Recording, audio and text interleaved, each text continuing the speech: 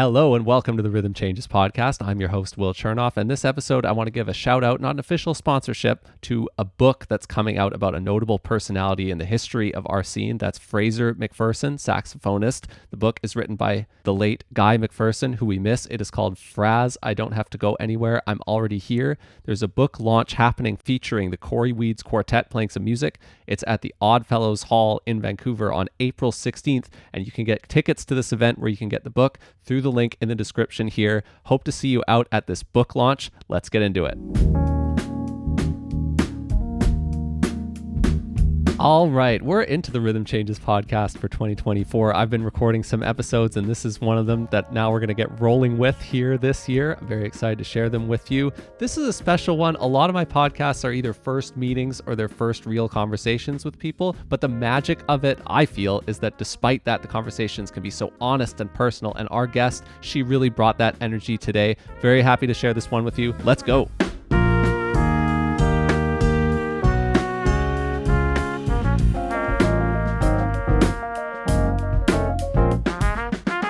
Our guest today is a very multi-disciplinary artist. There's dance, there's theater, there's production, there's being on the leadership team of the Sister Jazz Orchestra of a concert coming up on March 8th that we can talk about. She has released multiple albums that I want to learn more about, and they cover all the different things that you would find in our jazz scene somehow in the work of one vocalist here. So please welcome to the Rhythm Changes podcast, Jessica Heaven.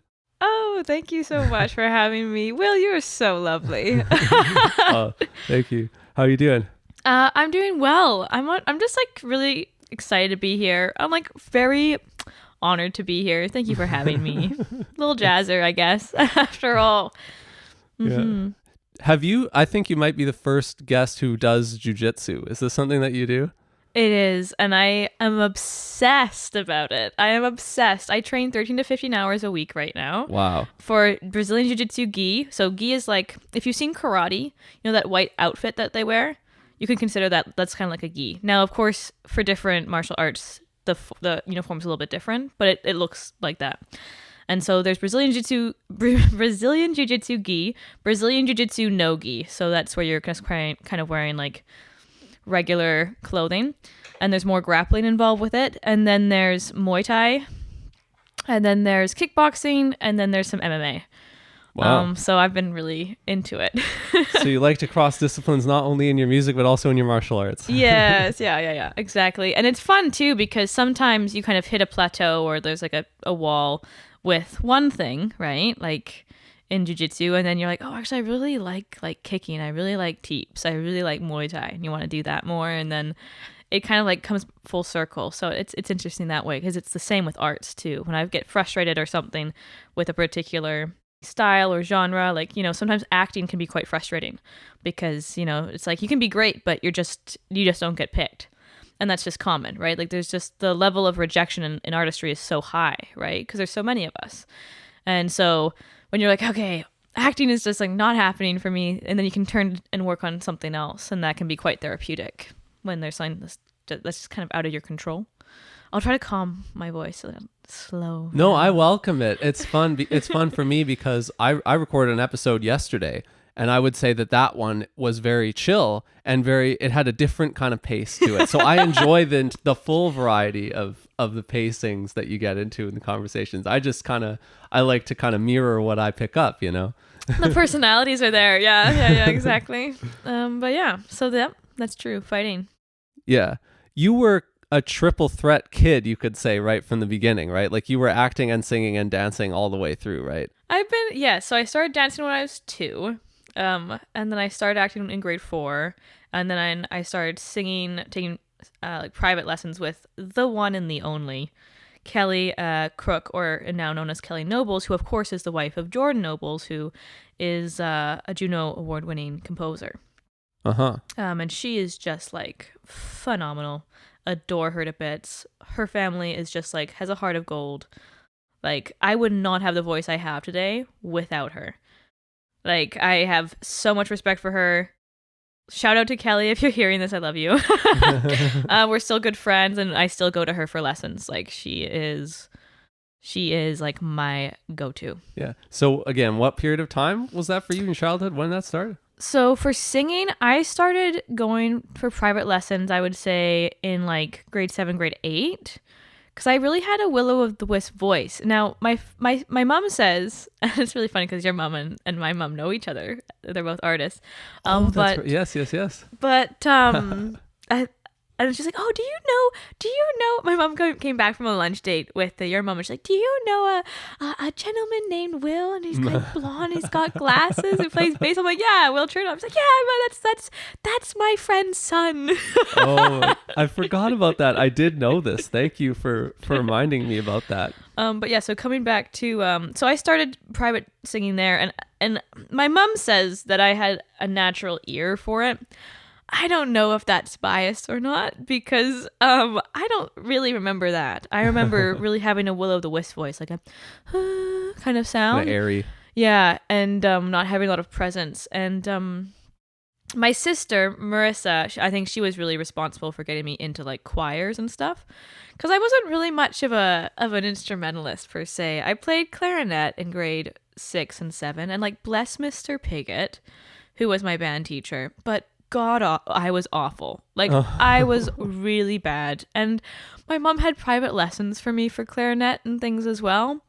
And I love the clarinet as an instrument, but I could not play that thing to sound beautiful. I could, like, it just would not happen. However, I had much more success with bassoon. Mm-hmm. And so in high school, I made that switch because we needed a bassoon for a part. And I was like, please let me try something else. And I loved it. But no, I love clarinet. Like, do not get me wrong. But I can't do single reed. I just don't sound good. I don't know what it is. So, anywho, backtrack back to my sister was like, well, why don't you try choir? Yeah. And I was in choir, and I was like, I need some help, like learning parts and stuff. And so, Kelly, I got lessons with Kelly, and how lucky was I? Because she's quite busy. Like, she's just like, everybody on the North Shore who's a vocalist works with her, basically. And then that started the journey of like being more of a vocalist. So you went to school in North Van? Mm-hmm. Cool. Sea Cove. Dorothy Linus and then Sea Cove. Shout out to Sea Cove. One of my longest time musical collaborators went to Sea Cove as well, Thad Bailey-Mai. Isn't that just freaking wonderful? I love Thad. I've always loved Thad. He's always been okay, like, when some people are just artists and you can just so clearly see their artistry. Totally. Even from a very young age, Thad was just like, there's just something about him. We were very lucky because we got to do a composition class, and there was only like 5 of us in the class, and he was one of them. And his composition by far was one of the most sophisticated. Mm-hmm. And so you're just like, you kind of know, you're like, oh man, this guy is going to go and do something. You just know it. And lo and behold, here. Yeah. But no, love him so much. Yeah.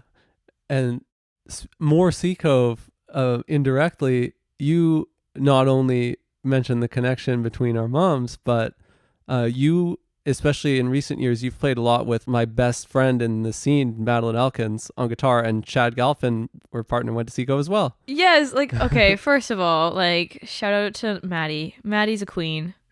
Maddie, I think you're a queen, but she is a queen, and holy cow, her guitar chops are heavy, and they're heavy across genre too. Yeah, she plays jazz with the best of them, but have you heard her folk sets? She's just heavy with it, and she's just so chill, and she's like, yeah, okay, yeah, let's try it out, and then she just kills it the first time, and you're like, oh, that's you trying it out? Good to know. And her and Chad, so me and Maddie and Chad, we got this gig at the Vancouver Christmas Market. Just singing the cute little songs, doing the vibe, being the thing, looking cute, being cute. And it was a great fun, a lot of fun. They're super wonderful. They work really well together. They sound great together. And then they're just really funny. When you get 2 of them together, their humor is great. So lovely to work with them too. No complaints. Love those guys. Would love to do more with them. But yeah. So I do know Maddie. Yeah. I want to talk a little bit about your different educational stops, and there's 3 chapters. I want to start with chapter 1 because that's certainly before I would have first encountered you, which is CAFU Jazz, of course.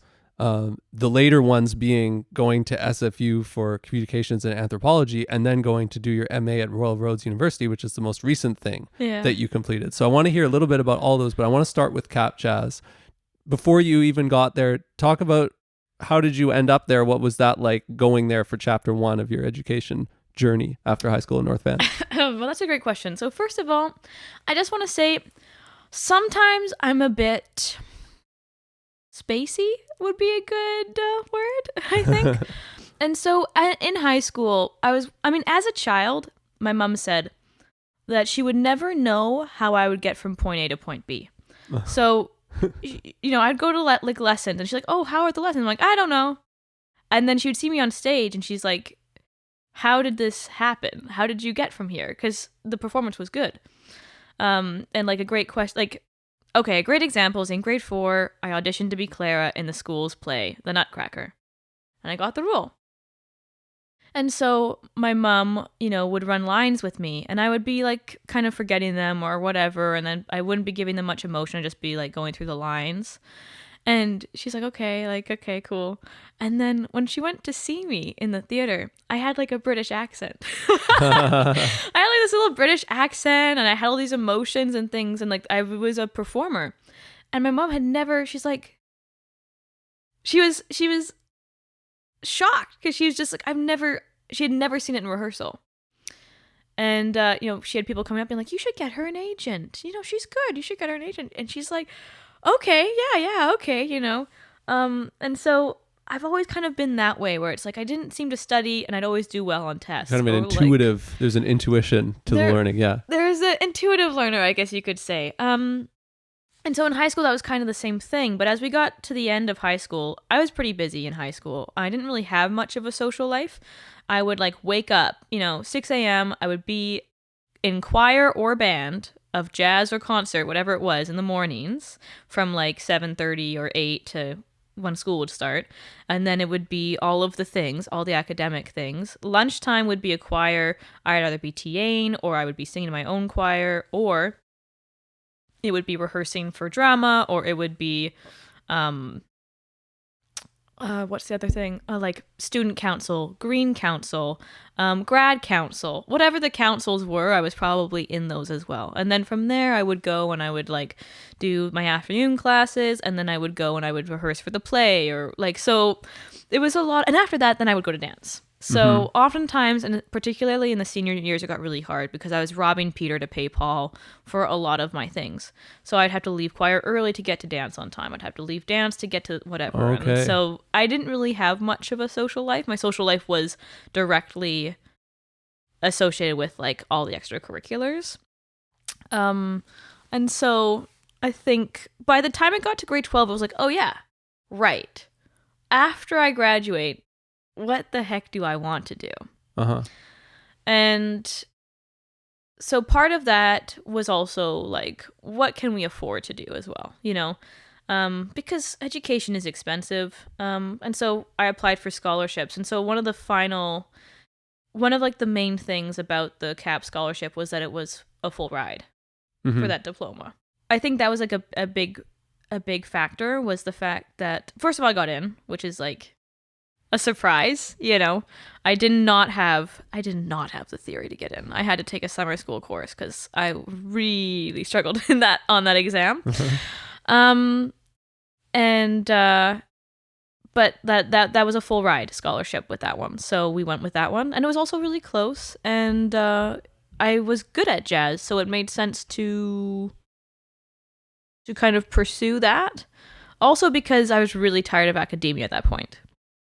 I'm tired of math, and I'm tired of science, and I'm tired of writing. Not that they're not interesting subjects, but you're just kind of I'm pooped. I'm tired. I'm done. Let me do this. And for me, what I loved about music and dance and drama and the arts is the emotion. I mean, one of the things that's so amazing about jazz is I remember one of the first times I heard Strange Fruit by Billie Holiday was in I want to say it was grade 6. And it knocked my socks off. I was like, oh, oh, you can do really powerful stuff with this. Oh, this is really interesting. You can really say something with it. And it really hit me. First of all, because the song is so, it's powerful, but it's extremely visual, but it's not gory. It really has this, it walks this really beautiful line of like, you really understand, and yet it's very somehow gentle in the brutality of the visual, which it is. And from there, jazz was interesting, and I'd grown up on jazz. Like, you know, I listened to like Bert Crampford at my grandparents' house every dinner that we were there, right? And then you listen to, you know, like Michael Bublé in like 2006 or 2007 was like, everyone's listening to Michael Bublé, and everyone's listening to Diana Krall, and these kinds of things. But then you start to go deeper, and so Billie Holiday was that moment where you're like, oh, there's more to this. Okay, I'm in. This is interesting. And throughout high school, you know, we'd be listening to, you know, we would sing certain songs in jazz, and, you know, we would go on retreats, or we would go to festivals, and people would talk about the meanings of these songs or whatever, and what it really meant for artists, and we'd talk about composers and things like this as well. And I think what I really fell in love with jazz was, jazz is one of those genres that is like all encompassing. It really has a divinity in it because it's extremely political. And it's like immensely personal. And it can be humorous and it can be funny, but it can also be quite satirical or cutting. And it can also just break your heart. And it also can be super light potted palm music. It has this breadth.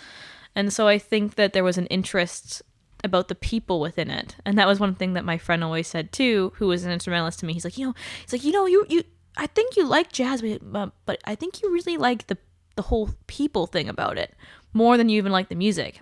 And I'm not sure if that's true. I think that it's interrelated, but it was an interesting observation to make. So we went to jazz school and we struggled, fam. Oh, we did. No theory.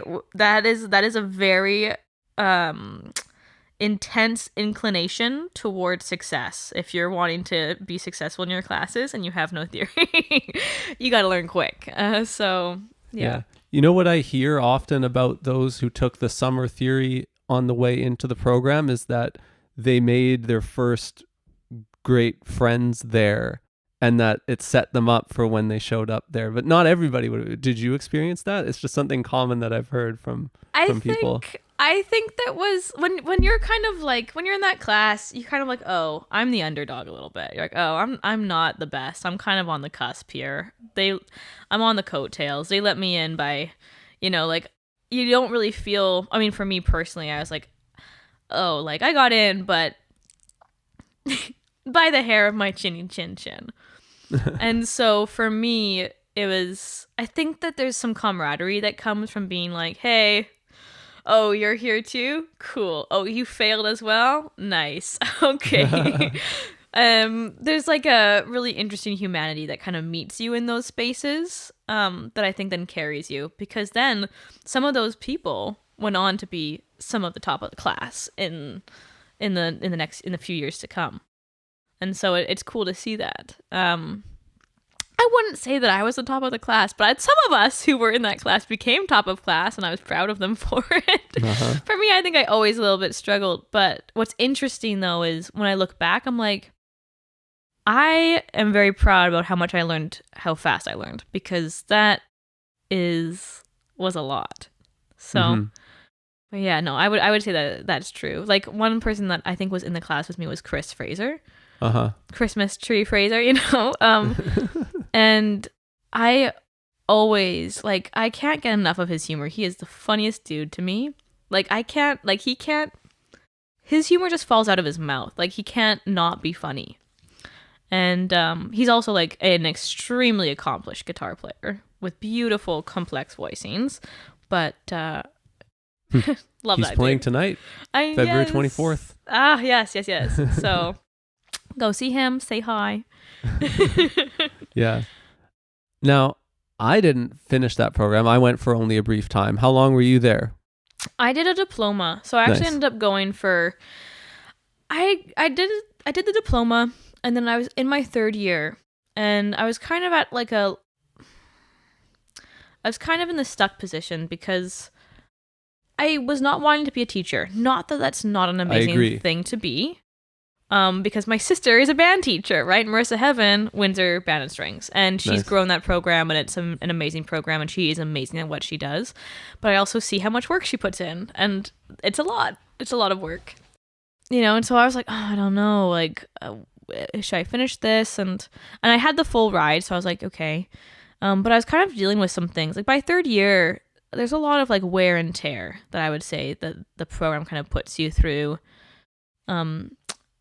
In different ways. Like there's definitely, so one thing that really kind of ended it for me was I was having sort of weird pain and nerve issues in and around my neck when I was singing. And by the time I actually got it checked out, it turned out that I had been holding stress in my right shoulder to such an extent that I was pulling my larynx out of its original position, and I needed to stop now or face permanent damage. Oh. So I took a medical withdrawal in the spring of my third year. And it was the first time in my life where I kind of feel like I had failed. It was very intense. And there were some other things that were influencing that. Like there's a lot of stress sometimes being one of the few women in a program that is filled with dudes who are being taught by dudes who don't necessarily understand what it means to be a girl in a program that's only taught by dudes and is surrounded by dudes. Uh-huh. That's a really interesting place to be. And it was one of the things, like, I definitely faced, like, yeah, like, there's always, like, covert or casual sexism. That's everywhere. You're always navigating that. But there was just, like, an instant where there was a particular person in a place of power who was kind of being predatory towards me. And it was very uncomfortable, and it was very hard to continue to sort of like navigate around it. And so I think that was also part of a contributing factor towards the stress that I was feeling. And so it got to a point where, when I got that diagnosis with the larynx, I was like, okay, like I'm out, I gotta leave. And it felt very defeating, and it did feel like I had failed because I'm like, oh, this is a program I'm working towards, and I gave myself a very hard time. And for a while after I left CAP, I didn't listen to music. I didn't listen to the radio. I didn't listen to music. I was done. And I wasn't going to sing again. And I didn't. For 4 years, I just didn't do anything. And then I was like, okay, well, it's time to move on with my life. So after I left, I think it was that fall or maybe a year after I had left, I started at SFU, and I started I pursued my love of like people and culture and study. And that's why anthropology and communications kind of became that thing. It was a joint major. And so basically I'm studying the way that culture is formed and how people form culture, but also how communication systems are a factor within that formation of culture. And so I wasn't doing anything. Lo and behold, someone found me in the bookstore of the SFU campus in Burnaby, and that was Gavia Lertzman-Lipovsky, who is like an academic superstar. Okay, so let me talk to you about Gabby. Gabby is wonderful. Gabby comes from parents who are both academic superstars. They're both professors at SFU. I think they're retired now, but like both are like, I think her mom was an ethnobotanist, and I think that her dad was a biologist. Smart family. Also just like hearts of gold. Wonderful people. And she plays the fiddle. And her dad plays fiddle. It's like the cutest thing I've ever seen in my life. Anyways, so she's like, hey, I remember you from Seacove, because she went to Seacove. And she's like, you sing. And I was like, yeah, no, not really. She's like, well, we're having auditions for this band if you want to come out. And I went home and I told my mom, and she's like, and my family had been trying to get me to sing again for years. And they had bought me things like gift certificates to recording studios. And I was like, oh, I don't want, like, it just didn't materialize. I was just like so broken up about it. I was like, I'm not meant to be this. This is not what I'm meant to do. And so they're like, go and try, please. This is the first time you've even thought about it. Go. And so I went and I auditioned.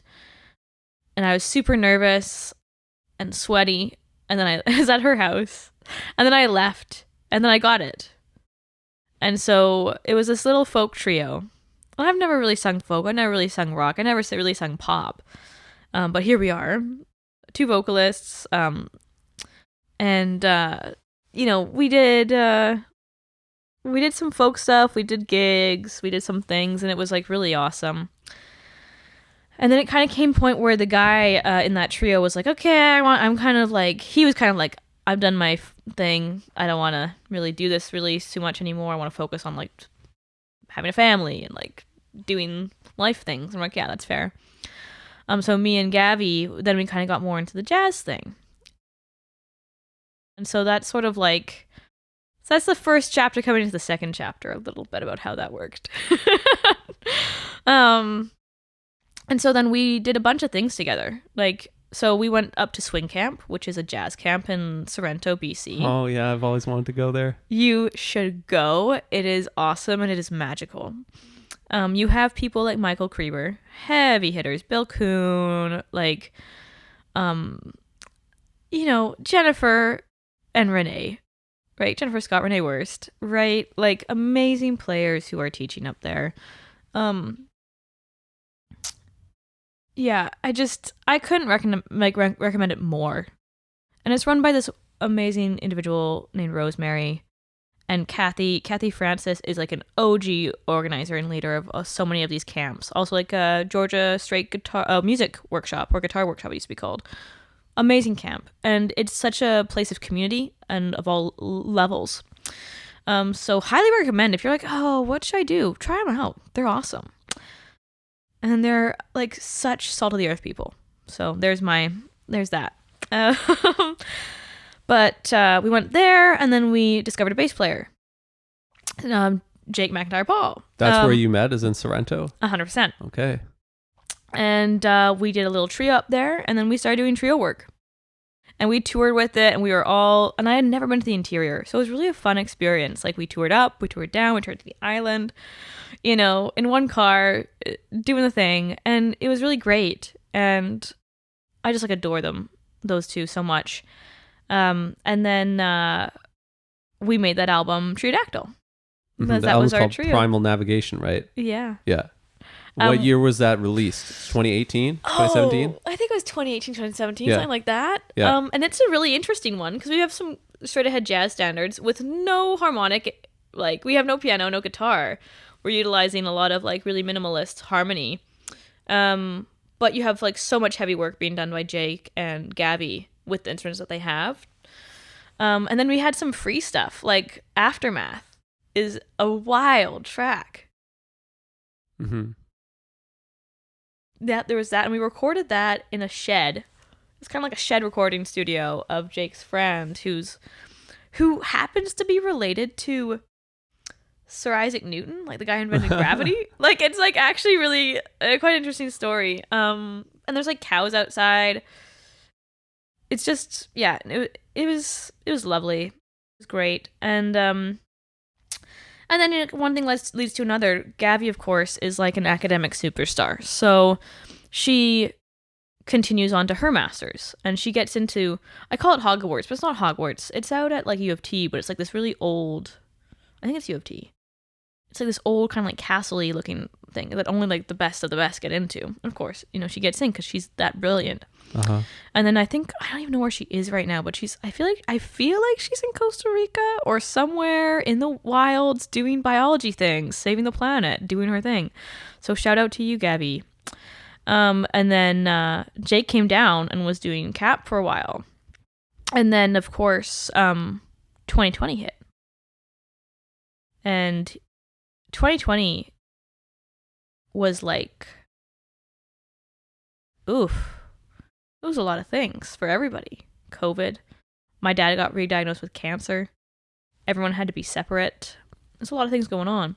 But before then, sorry, jumping ahead a little bit, was me and Jake. We did a little duo album, the live album for Sheila, because Sheila Jordan is infamous for doing bass voice things.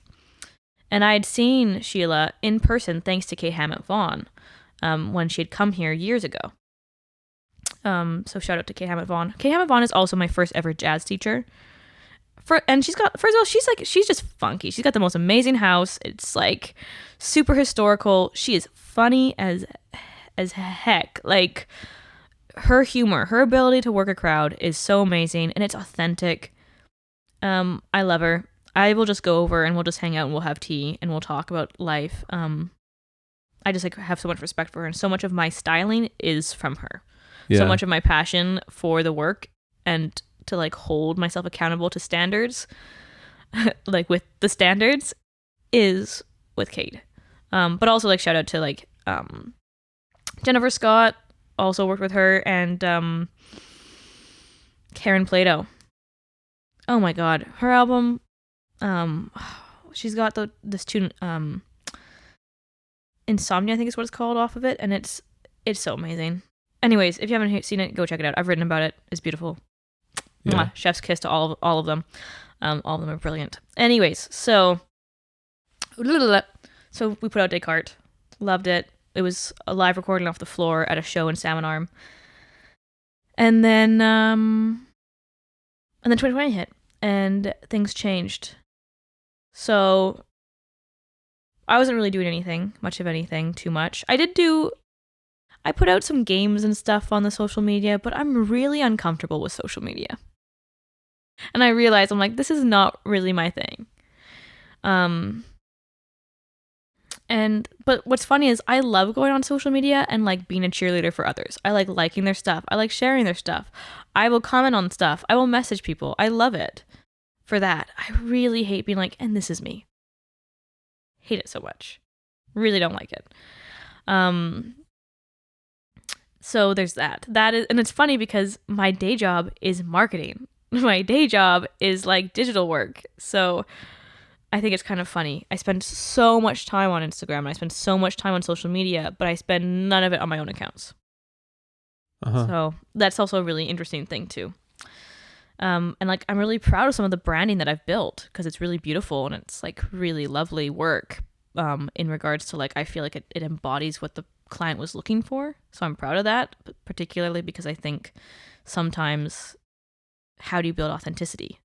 I feel like I've always been an authentic person, so I think I bring that to my work. But what's funny is that I've been doing so much work for others that my own brand is like, I don't know. I don't know what it is. I don't know where I stand. I don't have my branding really. So that's kind of like where you're meeting me right now. Is like, who are you? I'm like, great question. Great question, Will. Uh-huh. So there's that. I hope that answered it. I feel like I'm lecturing. Can you mention more about why you think you hate doing that? Or do you feel like that's the only kind of conscious thought you have of it? Do you think there's anything more that you have observed about why you have developed that aversion to doing your own social stuff? Great question, Will. I think that there's always things. I think when you understand that your perception, like how people perceive you, is out of your control. And that's a really interesting thing to sit with because what you put out might not be interpreted as you're wanting it to be interpreted. So there's that. But also, like, I'm also very painfully aware of this idea of like, on social media, it's a lot of me. And it kind of has to be a bit of like me. Because it's your page, right? But I think sometimes I'm like, yeah, it's easy for the imposter, I guess, to sort of come in and be like, well, is that really you? Do you even know what you're talking about? Like, what do you really know? And like all of these kinds of questions. So I think there's that. And also I'm like, well, I think my biggest question is like, well, what foot am I trying to put forward?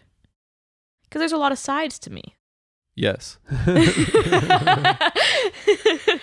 a lot of sides to me. So like, what side am I going to put forward? Because as much as I can be like I love a lot of things. I love people. I love embracing people. I'm very warm, but I'm also extremely fiery. And I can get angry, and I can be angry, and I can be a dragon lady, 100%. And I like that about me, because throughout my history of being a tiny woman in this world that is not very kind to tiny women, is that my feistiness and my fierceness is what has protected me. And like the ability to talk back, when someone says, oh, well, you're, women are this, or like, oh, well, you're just this because you're a woman, or like, you're not whatever, being able to like stand up and be like, actually, that's not true, or actually, this isn't what this is nerve-wracking, but it's also quite powerful. But people don't like you when you do it. And I would say, like for me, I was approached a few years ago, like, about basically what became the Women in Jazz Association. There's a lot of people who, behind the scenes, were really wanting something because they felt that there's just a lot of gendered kind of violence or harassment happening, and there wasn't a lot of respect, and people weren't sure how to go about this. And there's a lot of conversations around, well, maybe lawsuits should be what it should be, and there's a lot of people who are afraid of that.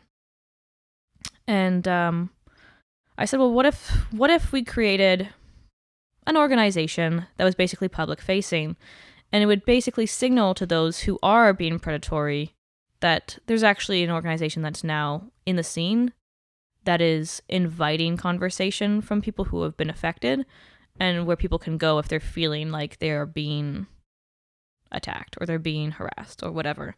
And that's sending a signal that there's eyes on the scene now. So stop doing this kind of behavior. And a lot of people behind closed doors were really excited about it.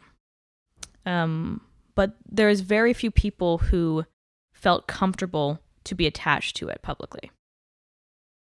And so a lot of people were like, oh, Jessica, like, that's Jessica's thing. The Women in Jazz Association is Jessica's thing. The Sister Jazz blog is Jessica's thing. But I would say I was a co-founder, but it wasn't just me. There was a lot of more people who were involved in it.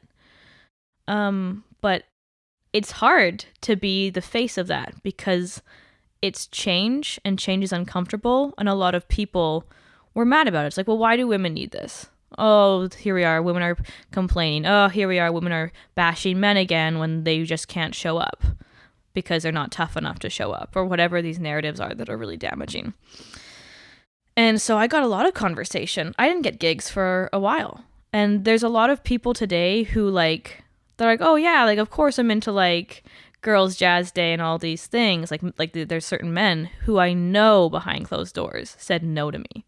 Who I know, like I have the screenshots. I have the evidence. I have the receipts of men who were like, I'm not going to meet to talk about women in jazz because it's not a thing. Right?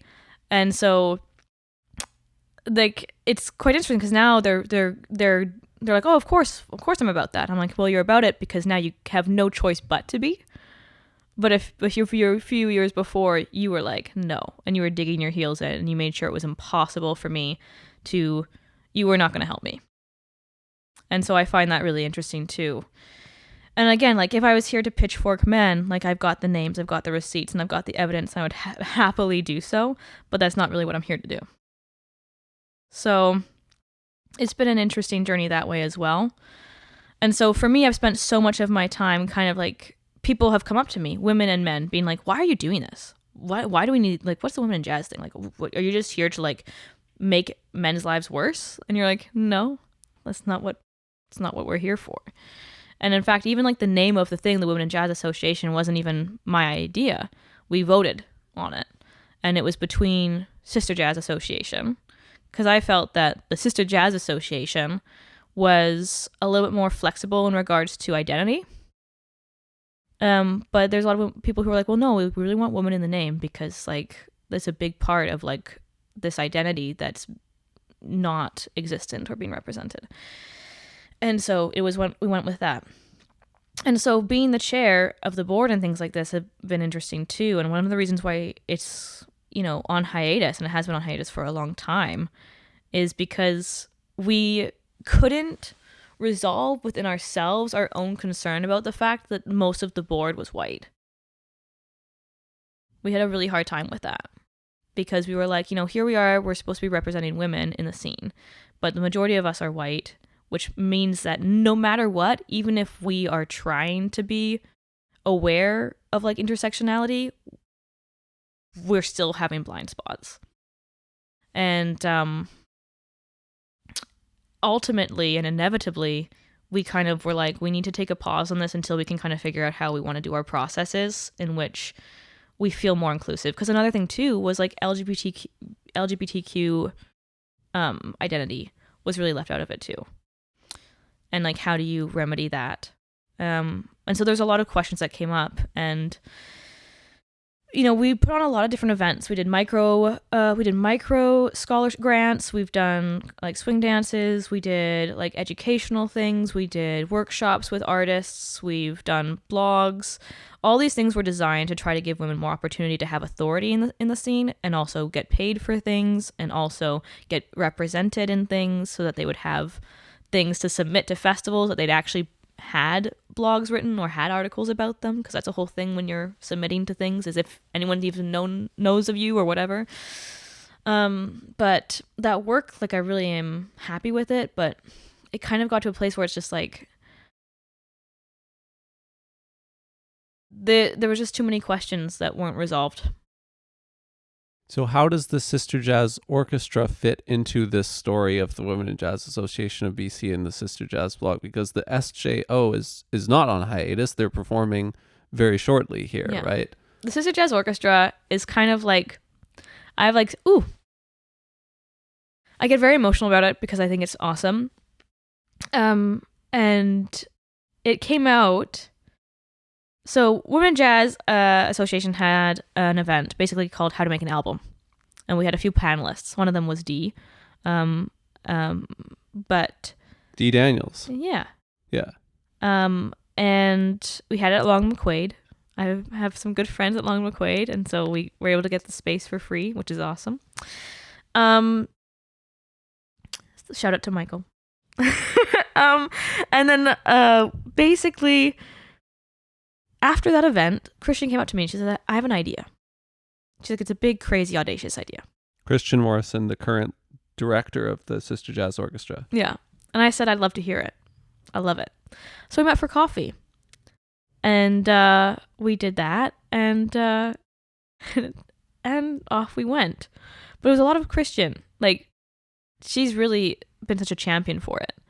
I'm just kind of like that person on the side that's like, yeah, you got this. Go. Go. Run with it. But, and and now it's a thing. And I'm really proud of it, because I think one thing that people, I think, don't realize is the reason why having an all, like a big band that's just made up of all women, is you actually get to see the diversity that exists within the identity of womanhood. When you have one woman in a band, you're like, oh, that's a woman, and like that's the monolith, and she represents all of the women everywhere. But when you have like 25 women in a room together, you see the differences. You see the personalities. Like, even down to like what they wear, what they're into, what do they do for fun, how they go about doing their thing, how do they see themselves as an artist, what their home life is like, how their personal life is, what kinds of jokes do they like to make. All of that is so different. And within that representation, it's like, oh, I can be myself in this space as well. And I think that's sort of like one of the things that it makes it so magical. But also the vibe of that band, like, that vibe of that band is so much fun too. There's a lot of tongue in cheek, there's a lot of humor, but also there's just like so much heart, because a lot of these women have come from spaces where they've all had different experiences in regard to their own journey, but they also have some things that are like, oh, across the board, whether you're tall or short or like this style or that style or this or that.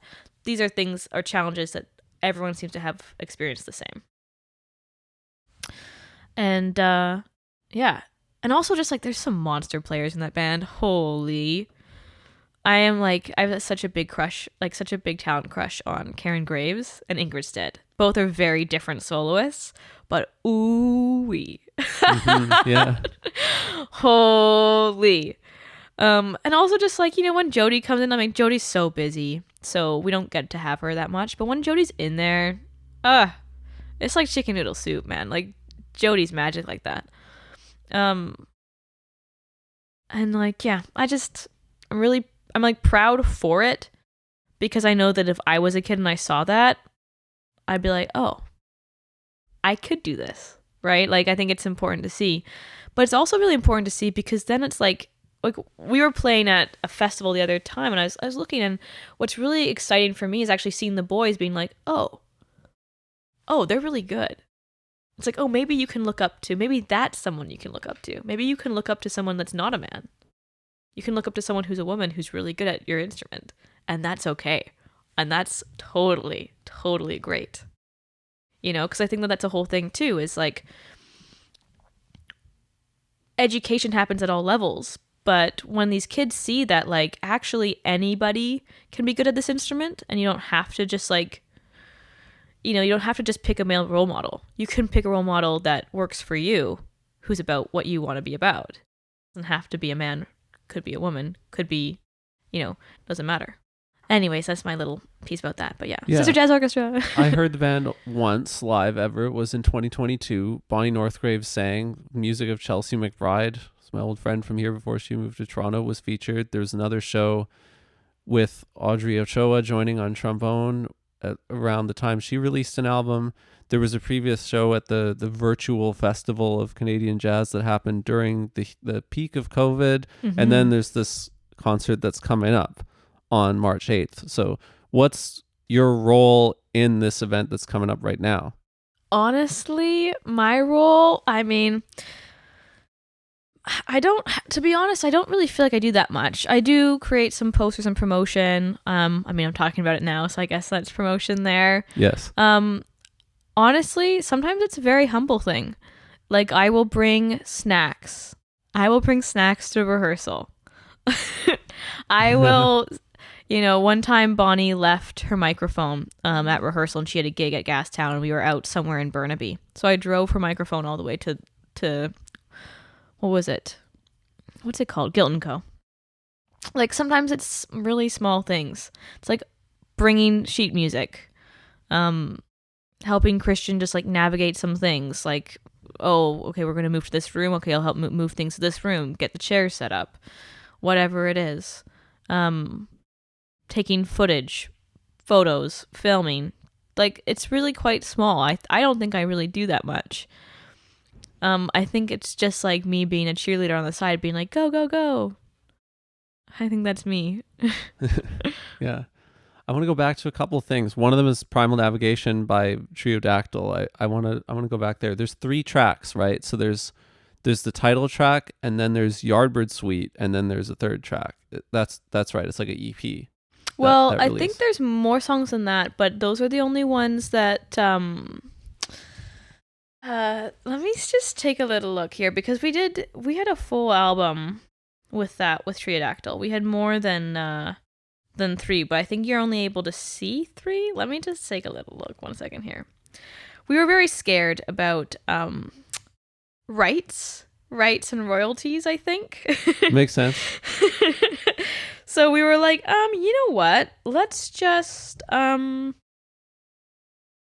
see here. Let me go to Bandcamp for a second, because it's been a while. I think. Oh, it's true. That's right. We only have the EP here. We did more tracks than that. And are they available on CD then? Yeah, they are. They are. I forgot about that. That's hidden. Ooh, sneaky us. But yeah, so we did that. Primal Navigation, Yardbird, and Aftermath. So Primal Navigation and Aftermath are improvised. Uh-huh. Fully improvised. No structure. Yeah. And then Yardbird is, of course, bebop. Yeah. You know, as one does for their EP. Are there other kind of percussion things going on as well, in addition to just like voice, fiddle, and bass? Yeah, that's me. Yeah. Nice. I told you we were in a shed.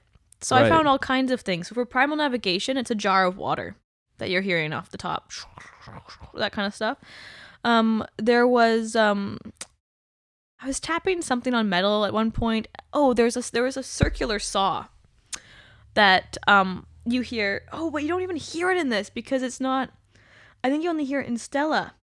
Yeah, so you could, if you put the album, there's many more tracks. On the line, that there's only these things. There's only a small amount of albums that we made, so it's quite little, very niche-y thing. But yeah, so yeah, those random percussive instruments are basically me. It might be at one point might have been Gabby, might have been the stand. It was quite unhinged. Yeah, it makes sense that you made the CDs because you traveled and performed in a bunch of different places, and so you would have wanted to have them for that. Yeah, and then I designed the album cover. Uh-huh. I did. So all the graphic design for any of the albums that I've ever done has been me. Yeah. So tour in 2018 for that, released around that time. Where does that hit you? Are you still at SFU? Are you done at that point? SFU. When you were doing that tour, you were there. I think I was at SFU or I just finished at SFU. Yeah. Yeah. I was basically, because I did full, actually over full course loads every term until I finished. Because I was like, I want to get this done fast. Yeah. So I did. Well done. Thank you. It was an interesting one. But yeah, so I think so. There's something else that I heard recently that you would have recorded around that time, but it didn't get released until the past handful of months, which is the Bronson Ferdinand project. Uh-huh. Yeah, yeah. Yeah. That's a crazy project. I haven't even heard it. Okay. Like you have it, that now that it's out, yeah, the final version of it, yeah. Yeah, I haven't yeah, so now I actually can sit and listen to it. And I was actually very ill that day that we recorded. Mm-hmm.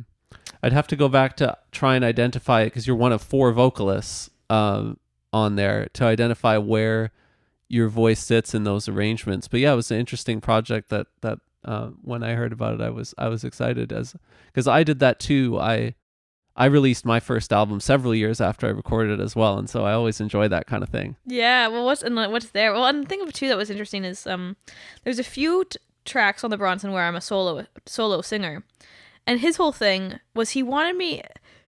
He had kind of talked about, Tragically Hip, the singer for that. He's such a great singer, but we were talking about the difference between a vocalist and a singer, because a vocalist is very technically prowess, whereas a singer kind of has this inherent storyteller and like rawness about their technique, but is just as like soul fulfilling, right? If not more so. And how he wanted me to lean more towards like the more like imperfection aspects and more rawness, which for me as a vocalist was kind of like a new thing. I was like, oh, what? You don't want a really polished tone? Okay, you want me to be artistic with it? That's wild. So that was an interesting one. But that was a fun one to do. But I remember coming in that day, I was a little bit late and I was horrifically ill. I was having shakes basically, and it turned out that I had battling an infection of like Rocky Mountain spotted fever, which is this like you get it from mosquitoes out in like the interior. It's basically it's similar to Lyme's disease. It's not as intense. It's not as bad, but and I was able to like get some medicine and feel better, but it took a while to figure out what it was. Mm-hmm. But yeah, so interesting. But there's some who were the vocalists on that?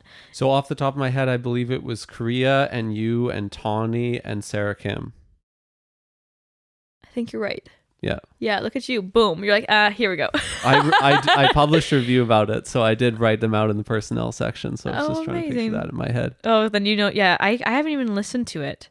I feel bad. I didn't even know it was out. I've kind of been a bit of a hermit. I've been under a rock a little bit.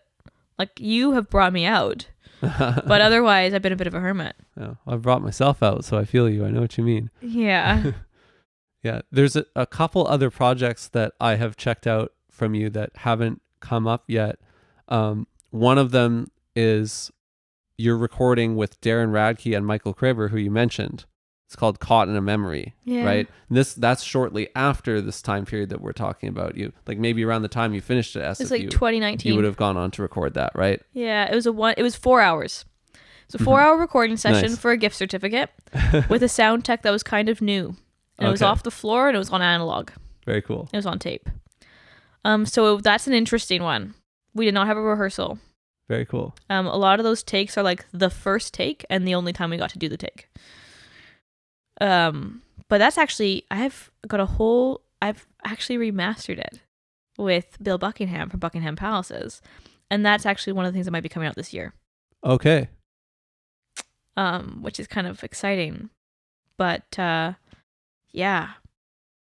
That was amazing. Working with Darren and Michael. I mean, God, they're good. Oh, man.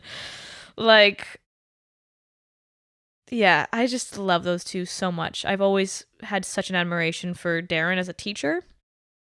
And he really worked with me on some of the arrangements. And then, of course, I met Michael at swing camp. And he's so damn good. And he's just so damn kind. Uh-huh. And you're just like, that's it.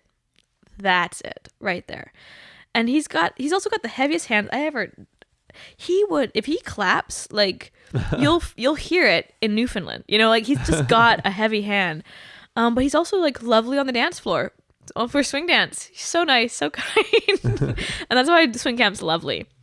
I also met Tom Keenlyside, who I also adore and I think is an absolute dreamboat of a band leader. He let me play bassoon in the freaking band for the swing camp. I was like, really? He's like, yeah, come on out, play your bassoon. And so I'm just like, this is great. So again, I have like such big love for all of those people at swing camp. Shout out to swing camp. You're so amazing. Amazing. Yeah. So you have the new masters for that in the can now, and it's just up to releasing, or that project is going to be completed in the near future, and then you're going to decide what to do with it. You said there's something there that's upcoming. Yeah, it is. So we've remastered all the old tracks, and then I'm just thinking of doing. So the whole album, Caught in a Memory, is all songs I've sung at people's funerals. Okay. That's the set list. So the thought was to add one more, which would be my dad.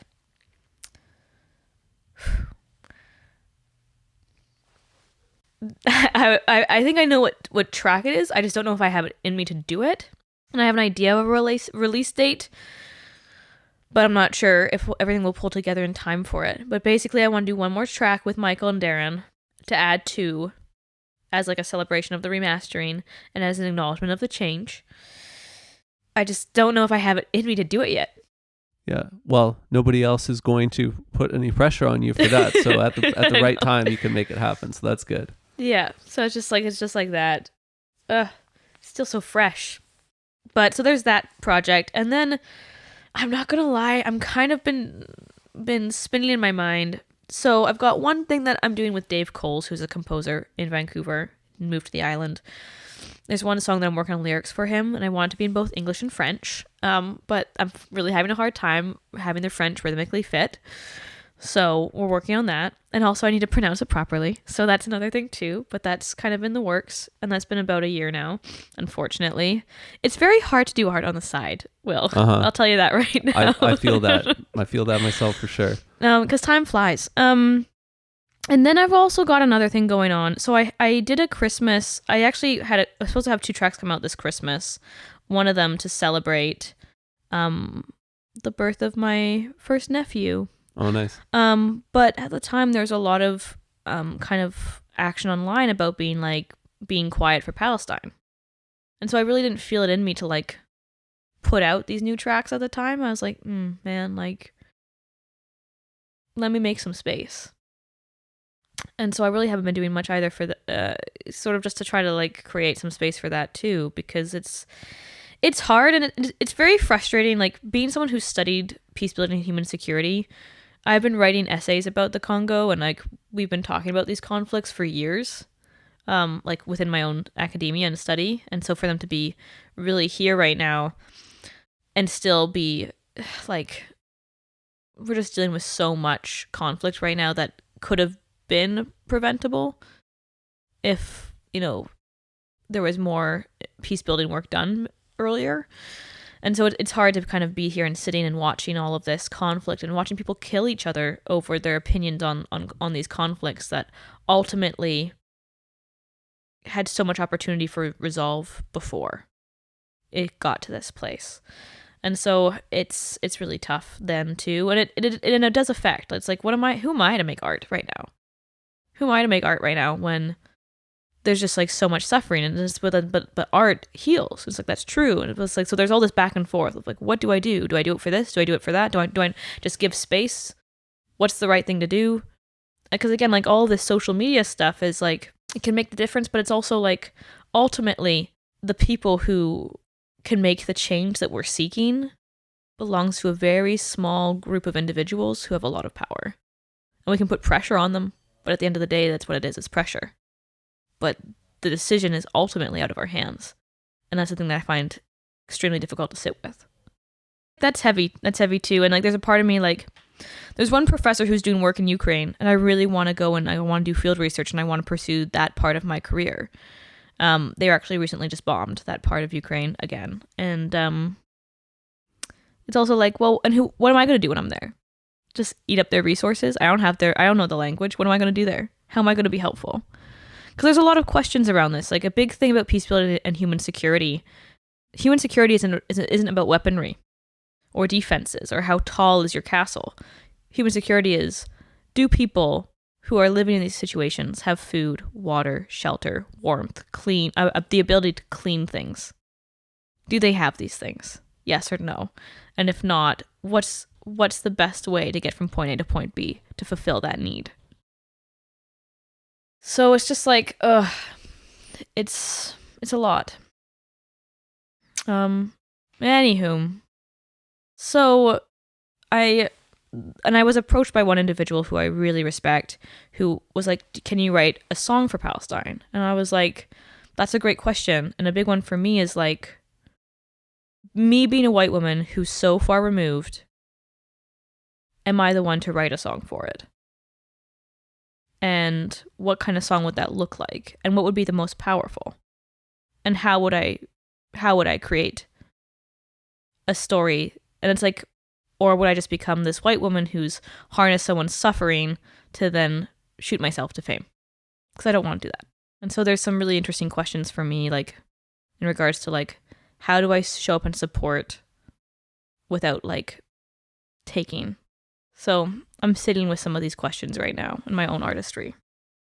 This relates very much to what you would have been studying at Royal Roads, right? When you were doing your master's, as you're saying, in human security and peace building studies on Vancouver Island outside of Victoria, right? Mm-hmm. Yeah. When did you enroll there? So I started in January 2020. Okay. And my dad passed in 2021, halfway through the program. And they asked me if I wanted to take a break. And I knew that if I took a break, I wouldn't have finished. Uh-huh. So I just powered through and I finished it. But because it happened during COVID, there wasn't a lot of opportunity for like field research. I've always wanted to conduct research. I've always wanted to be in the field, and I'm really interested in some of the really big problems that are facing the world. You know, like I don't believe in the impossible problem. I don't believe that the conflicts and the violences that we're seeing are not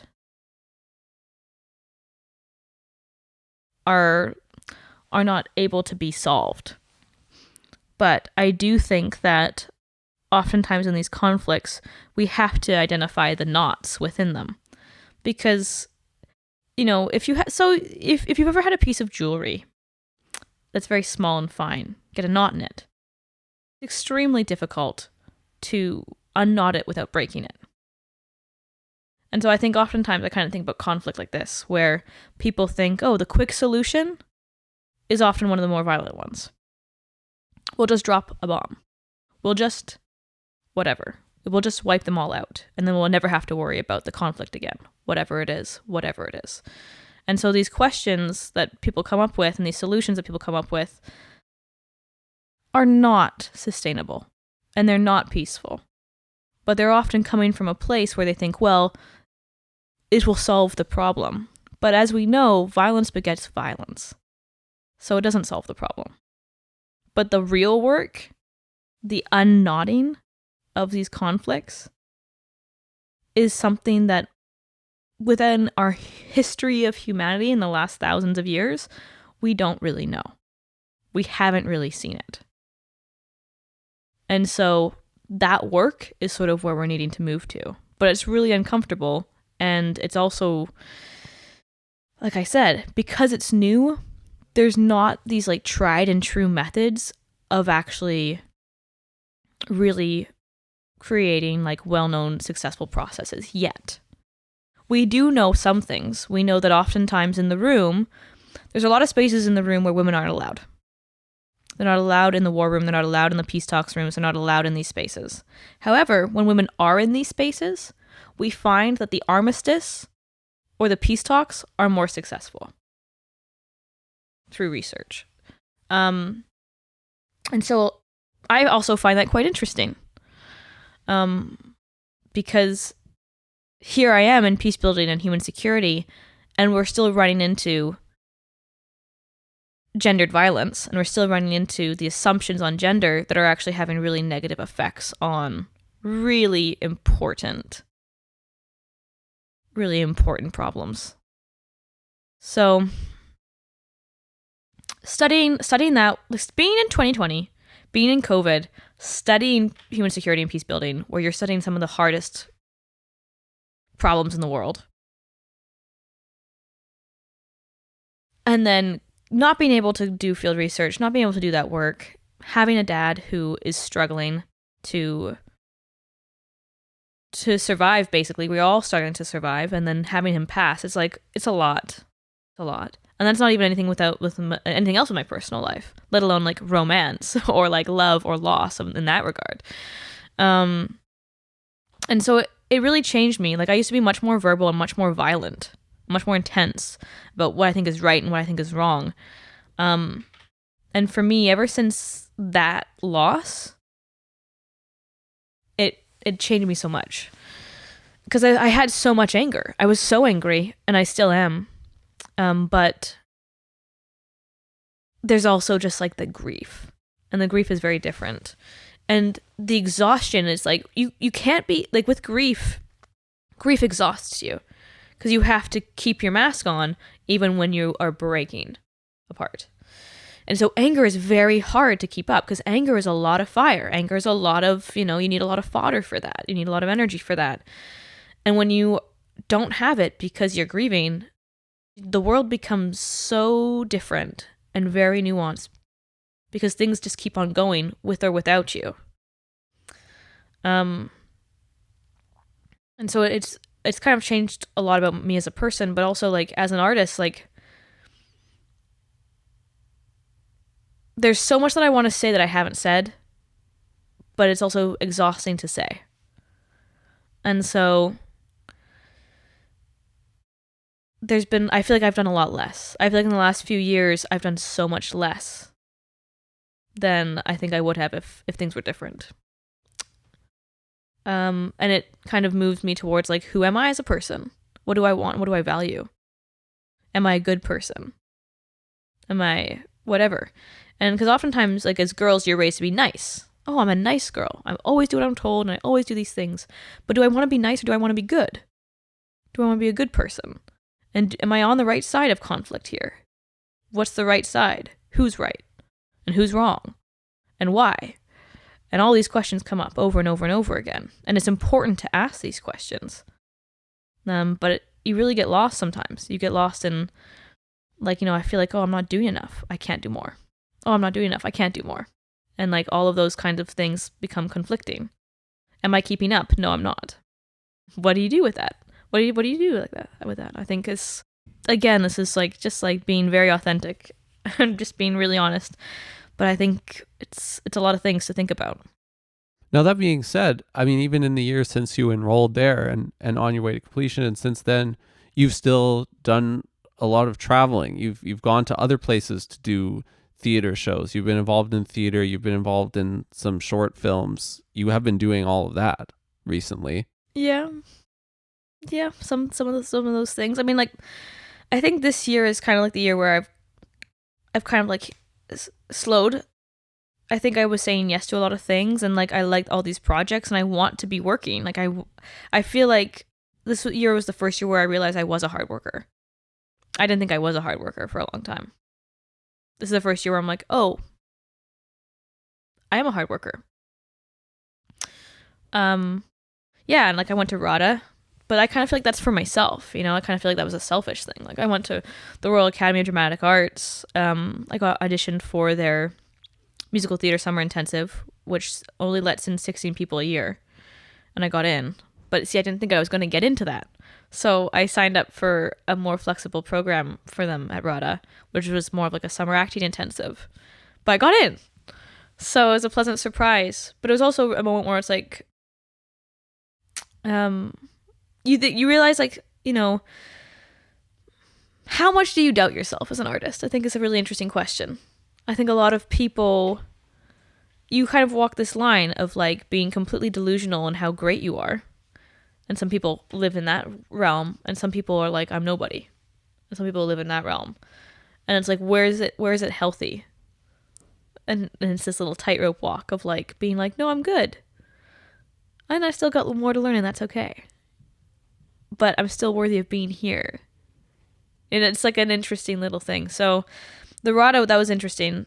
I adored RADA. The people there were amazing. They kicked my butt. Like, so hard, but like in the most loving way. I learned new things. I dove into the process. I fell in love with all of it. And I would go back to RADA again in a heartbeat. But that was also like a diversion. Like for me, it's like, okay, off I go. I'm going to try something completely different and completely new. And I'm like, oh, was that an escape? Like, am I actually working with intention towards things? Or am I just kind of doing a bunch of things to be busy? And so that was one thing that I've kind of caught myself in this year is, am I being intentional? And am I showing up as myself? Or am I showing up to please someone else? So. What do you think? I think now I feel quite unhinged. I feel like now it's a very raw, I feel like I've come out of this, like, you know, like when lobsters or bugs, they shed their shell and then they're kind of like goopy. They're kind of a little bit fresh and really, really vulnerable. I feel like I'm kind of sitting in this space right now. It's interesting. I think as an artist, I feel like I'm almost there. I feel like I'm almost an artist. Because I don't feel like I've been an artist for a long time. I feel like I'm not really, I feel like I will bloom soon, but I'm not there yet. But yet you kind of feel like you've been there before. A little bit. Like, I think that there have been glimmers of like, I've always been authentic, but I don't think my art has truly delivered on itself, on who I think I am. And I think that, and maybe I never will feel that way. Like, one thing I love about Sonny Rollins is that he's just like, he's always pursued and pursued and pursued. And yet all of that journey is him. So I'm like, oh, maybe here I am. And maybe I don't know. I'm not saying I'm Sonny, because Lord, no, I am not. But one of the things I adore about that artist is that you see his struggle. And he's never afraid to show you it. Like, that's one of the things I deeply admire. Yeah. So another project that you did, this would have been around the time you were starting out at Royal Roads, is called Closest Living Relative. And this is where you continue to do improvised stuff in addition to, you know, you have a background in dance and theater and in the mainstream jazz tradition. But here you're playing with two musicians who, as I know from recently talking to them, they currently do a thing called improv karaoke, and they play in the improvising scene. Mike W.T. Allen and Spencer Schoening. So yeah. What is still with you of this project? What do you want to say about that one? I mean, one thing that's really cool about Mike is he's like, yeah, we're going to do it. Yes. You know, Mike's like that's really weird. Here we go. Absolutely. But Spencer is one of those endearing individuals who is quietly like fine-tuning the chaos. Like he loves it and he lives in it. But it's not just like throw anything at the wall and see what sticks. He's got a paintbrush there. He's like, oh, I want a little bit there. I want a little something there and whatever. So working with those two was a lot of fun. And it was all improvised. What about the lyrics? Lyrics are all improvised. Or improvised. Okay. Yeah. I think there's maybe one that was like parts of a poem or some rough poems. I write quite a lot of poems that I kind of pulled from. But a lot of it's just improvised. And yeah, like, yeah, it turned out. One of the things I love about improvised music is when you're working together. I think sometimes in improvised music, if there's ego involved, it's very hard to work in it. Because people are like, oh, I'm going to do this because it's going to look cool. And it's like, but you need to be with me right now. We're in this together. So one thing with Mike and Spencer is there was not really any ego in that room. It was just a lot of play. And I think you can hear it because we're really moving towards one another. It was fun. And I got to play bassoon. So yes. I was really pumped on that. Honestly, I loved it. Did you also play piano? I played piano a little bit at some points. Yeah. Mm-hmm. The better piano playing was done by the other two, but yes. Okay. If there's any smooth lines of runs and stuff, that was not me. That was probably them. But otherwise, yes. So yeah, closest living relative. I would do things with them again. Mm-hmm. I think, no. But that was actually a little bit earlier. We put it out then, but we had it kicking around for a few years actually. Yeah. Just like how Descartes for Sheila, it came out in 2021, but it sounds like you had recorded it previously and then you post-produced it later and then you put it out later. 100%. Yeah. That's a big thing with me is like I get something done, but then the like admin work prolongs getting it out. Uh-huh. Yeah. It gets done and then it just sits somewhere. It sits somewhere for years. Yeah. I definitely have done that too because my first album had that kind of gestation period of like 4 years and then my second album about 3. So yeah, I feel that. Yeah, no, exactly. Yeah. I love your version of I'm on Fire from Descartes for Sheila. Thank you. Bruce Springsteen, ladies and gentlemen. But apparently it's actually about a car. That song is about a car originally. But for me, it was not about that. Yeah. But I love that one. I love that tune. Yeah, there's a lot of great arrangements on that project. That project was like the first one of yours that I actually really checked out, I would say. Yeah. Around the time that it came out, yeah. Well, and like Jake is doing such heavy lifting because it's just bass. Mm-hmm. It's just electric bass. So he's done a lot of interesting things with the arrangements there and you can really hear it. But also, the two of us, we seem to have a natural affinity to kind of know where we're going, and so that really helped too. So a lot of the making of the music was us just playing around and then being like, no, that's nice. Like the Better Than Anything, right? Mm-hmm. Which is also the MJ. Hey pretty baby, right? That it started as the Better Than Sailing at Midnight. And I was hearing a bass line and I'm like, this bass line sounds like this. So I started singing it. And he's like, oh, that's cool. I was like, oh yeah, that is cool. And then that's kind of how that turned out. Yeah, the mashup. Yeah. Are you going to continue playing together in the near future? I don't know what he's up to. I saw him like last weekend at Jazz at the Vault. Oh, amazing. I haven't seen him in like years. I haven't seen him since 2020 because he went back up. Yeah. And then I knew he was working on a tiny house. And then I never heard from him again. Okay. And I knew he always wanted to be a mountain man. So I'm like, maybe he's there? Was he playing? No. Okay. Neither was I. Yeah. Just there to listen. Okay, well, that's good to know that he was in town. Yeah. I honestly, then I'll have to shoot him a message or something. But yeah, I do know he's a bit of like, he likes his alone time. He likes to be out in the woods by himself. So if he's gone, I'm like, he's probably out there in his tiny house that he made by himself doing outdoor things, you know? Yeah. Okay, now we're getting into random time where there's some other things that I haven't managed to catch yet that I want to catch you before we get out of here. One of them, so I was absent kind of from this community for several years while I was playing folk music and touring, and I had a similar kind of year, it sounds like, to what you did when you were doing that with Ptriodactyl, and I wasn't participating a lot in this community until I came back and started doing rhythm changes. And there are many places that I didn't ever get to see or get to go to that popped up during that time and then were gone by the time I came back. And I wanted to ask you about one of them because I'm pretty sure you've played there. You've been there a couple times. Yeah. What was the Maplewood concert series? Oh, at the Maplewood, it was this upstairs venue. Okay, this is a funny one. In my like, so there's this kind of like little rundown-ish bar, pub type of thing that's near the dump in North Van. And it used to be kind of like a nightclub for a little bit.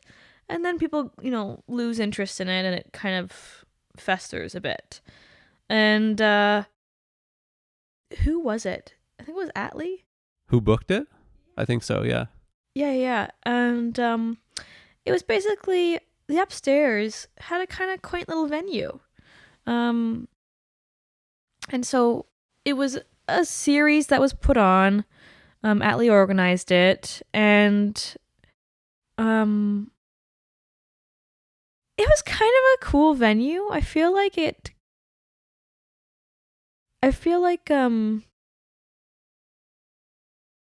was kind of out, like it was like if you were on a bus, it would take some time to walk there because it wasn't really on the path of a bus. So for a lot of students, it might have been hard to get to. I thought it was kind of cool. Like for me, I love an interesting venue. But there's definitely like, there's pub music downstairs, and like it's it's kind of humble because it's not, necessarily dedicated to jazz, but those nights that Atlee put on were really wonderful, and he had a lot of variety within that venue too. And I played there. I really liked it. It was just nice and quiet, had some skylights. It's just like, it was cute. I liked it. I think it could have, the thing is I see the potential in anything, but I think that one of the biggest struggles with our jazz scene is how do we get people who aren't in the jazz scene to watch the jazz scene? I think is one of the biggest questions that's facing us. So this could be a dumb question, or I could be missing the point, but if we tried to break that down about what it actually looks like when you make progress there, it's like bringing people out to shows for the first time where like they haven't been to a show that you would consider to be part of this community before. Are those the people who are not part of the scene? Because like if they start coming to shows, then obviously they are part of the scene, right? Mm-hmm. But it's about getting people there for the first time. I would say, yeah. So for me, when I say people who are in the scene, it's like a lot of times at shows of jazz shows, there's jazz musicians. As there should be, and that's awesome. But I think one of the things that we're missing is kind of like you said, like some people who are coming out for the first time, or some people who might be coming out for like the second or third time. We're really kind of looking for that consistency over time, because some people might be in by chance. So maybe, with Frankie's, maybe it was an accidental walk-in. A guy booked the place for the date. Oh, happens to be jazz tonight. Okay, cool.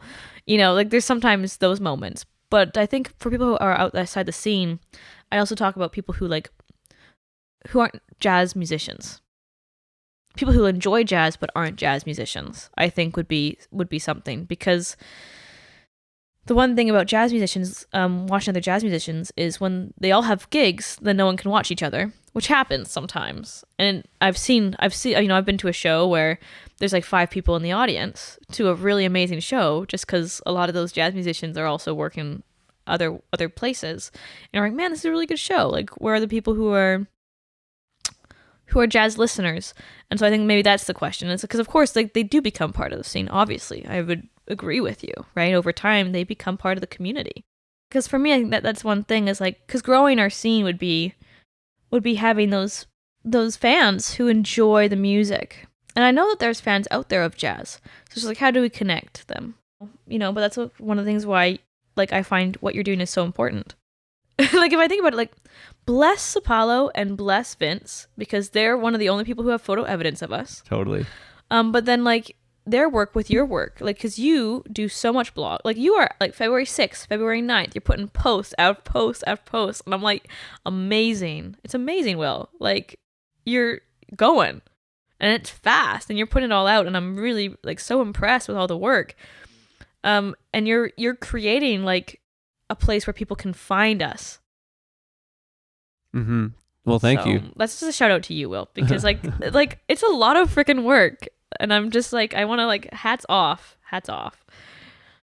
Yeah, I mean, it works because of it's the right size community. Like, you can't really do it even in the broader indie music community because it's too big or it's too spread out. You can't keep track of everything. But this community is the right size where you can keep track of literally everything pretty much because it's the right size. It's also not too small.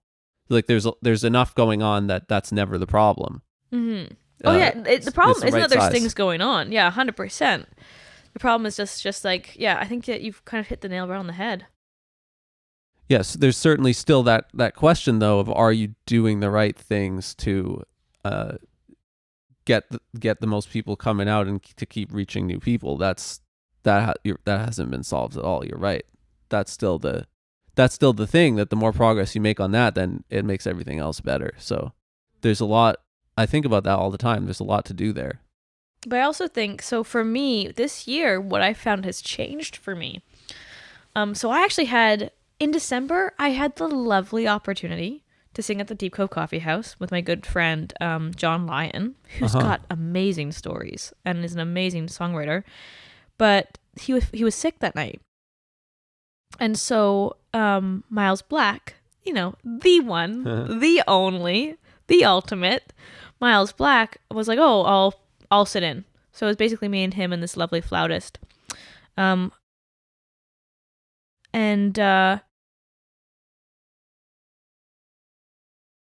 first part of me was like, oh my God, what am I going to do?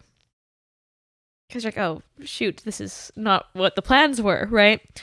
And as a vocalist who doesn't have perfect pitch, working with a new person in harmony is always kind of like a question. Because you're like, well, how do they go about doing things? Because learning somebody is really important as a vocalist. Some people voice very differently than others. And sometimes some people's voicings are, in a styling that might be more confusing for you as a vocalist or less confusing depending on. Of course, like Miles Black, like I feel like if I tripped physically on stage, Miles would catch me with his notes. Like that's just kind of how Miles is. But what I realized was I was like, I could be stressed at this, or I could just lean in, surrender, and just enjoy the songs. And that was kind of like the first time where I really did that. And man, was it fun. And so I think for me, what I realized too is like, when you're trying to do the business side, I think that the business side sometimes takes over your brain. Because you're like, okay, well, I've got this gig out, I got to get people out. And then you got stressed because when the people who come out, you got to prove that you were good so that they come out again. And then, that the next gig they'll be there, and then you got to prove that you're good again so that they'll come out. And that's not really conducive to the artistic process. And it also puts a lot of pressure on everyone involved. Because it's like, oh, well, I want to show them that I care, but I can't show up tonight. But I really got to show up so that they could know that they know I care. And so that's why it's sometimes hard when there's not a lot of audience. Is like there's like this really interesting dynamic of like stress all around. Because people are like, oh, I want them to keep that gig, or I want them to do this, but I'm literally working tonight. And that's a big one for me. Is like I work nights, so I see these amazing gigs, and I'm like, oh, I can't get there because my day job, and I need to eat. So that's kind of tricky. And I've also experienced it too. People are like, oh, that sounds like an amazing gig, but you couldn't come out. And it's like, oh, it's tough. But what I'm realizing what I'm going to try to do is if I have a gig, I'm going to really try to just lean into enjoying the moment and being present instead of like worrying about numbers or selling things or getting things, like trying to get money out of it, and then just move from there. Yeah. But I can also afford to do that because I have a day job. Yeah. So that's another thing too, right? So it is quite tricky, but I'll let you know how know how it fares. Currently I'm still living under a rock, so I will let you know. Well, this is not necessarily a disagreement with anything you just said, but the tension between trying to promote your thing and then fulfilling the artist role in addition to the promotion. There isn't any other way around that, right? Though, like, that's just kind of a reality to be reckoned with, as opposed to there isn't a way to do an end run around that, really, is there? No, well, and especially not in today's times, right? Because like back in the day, if you were good, you'd get picked up by whatever, you'd have a manager or whatever. Like the trajectory was very different, where I feel like nowadays you are your own PR. You are your media marketer, blah, blah, blah. You are your social media person. You are also the producer. You're also the graphic designer.